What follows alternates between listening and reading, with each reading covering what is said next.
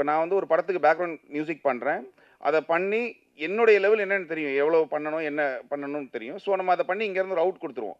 இதுக்கப்புறம் இன்னொரு ப்ராசஸ் இருக்கு. அது வந்து சவுண்ட் எஃபெக்ட்ஸு, டயலாக்ஸ் எல்லாம் வச்சு மிக்ஸ் பண்ணி ஒண்ணு அவுட் வருது. அதுக்கும் மியூசிக் டைரக்டருக்கும் சம்மந்தமே கிடையாது. ஆக்சுவலி என்னன்னு கேட்டீங்கன்னா, இது வந்து எதனாகும்னா சில படங்கள் வந்து இப்ப ரீசென்ட்டா ஒரு கேஜிஎஃப்க்கு அப்புறமா எனக்கு அப்படித்தான் தோணுது. ஸோ ஒரு ஒரு சீன் ரொம்ப டவுன் ஆகுது. ஆடியன்ஸ் வந்து இந்த இடத்துல கொஞ்சம் ஒரு மாரி வெறுப்பாகுறாங்க அப்படின்னா, உடனே மியூசிக்க ஏத்துங்க அப்படின்னு ஒரு ஒரு கான்செப்ட் ஆக்சுவலி நார்மலா அது வந்து மியூசிக்ல நம்ம வந்து ஃபில் பண்ணிடலாம். இல்லன்னா மியூசிக்க வந்து கொஞ்சம் சத்தமா வச்சுக்கிட்டோம்னா சீன்லாம் தப்பிச்சிரும். இப்படிங்கிற ஒரு கான்செப்ட்ல என்ன பண்றாங்கன்னா, சில டைரக்டர்ஸோ இல்ல வந்து அப்படி அப்படி மேல பண்ணிடுறாங்க. நானே வருத்தப்பட்டு பேசினது உண்டு. என்ன எதுக்குங்க இவ்வளோ சவுண்டுன்னு. நான் சொல்லவே முடியும் என்னால என்னென்ன படம்னு. நம்ம தியேட்டர்ல உட்காரும்போது நமக்கே இரிட்டேட் ஆயி என்னடா இப்படி பண்ணவே இல்லையா நம்ம அப்படிங்கிறது இருக்கு. ஸோ இதுக்கு முழு காரணம் மியூசிக் டைரக்டரே கிடையாது. இனிமே நீங்க எழுதுறவங்க இரைச்சல் அப்படின்னா அதுக்கு காரணம் வந்து யார சொல்லணும்னா, நீங்க அந்த ஒலிக்கலவை, சிறந்த ஒலிக்கலவைன்னு சொல்லுவாங்கல்ல, அந்த மியூசிக் மிக்சிங் இன்ஜினியர் அவங்கள சொல்லுங்க. அதுக்கப்புறம் அவங்க குறைச்சுக்கிருவாங்க. அப்புறம் இன்னொரு விஷயம் என்னன்னா, நம்ம தியேட்டர்ல மல்டிப்ளெக்ஸ் நெறைய இருக்கு.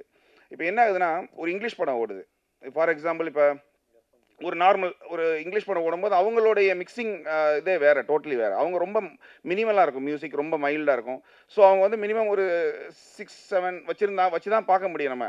அடுத்த ஷோ அதே ஸ்க்ரீன்ல வேற ஒரு தெலுங்கு படமோ, இல்ல வந்து ஒரு பயங்கரமான ஒரு பெரிய படம் வருதுன்னு வச்சுக்கோங்களேன். இவங்க அத வச்சீங்கன்னா, ஸ்பீக்கர் அவங்களுக்கு காலி ஆயிருது.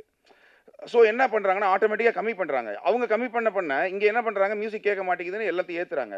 அது ஒவ்வொரு தியேட்டரும் மாறும்போது இந்த பிரச்சனை வருது. பட் இதுக்கு காரணம் நான் இல்ல, எந்த மியூசிக் டைரக்டருமே கிடையாது. இதான் உண்மை. ஆமா.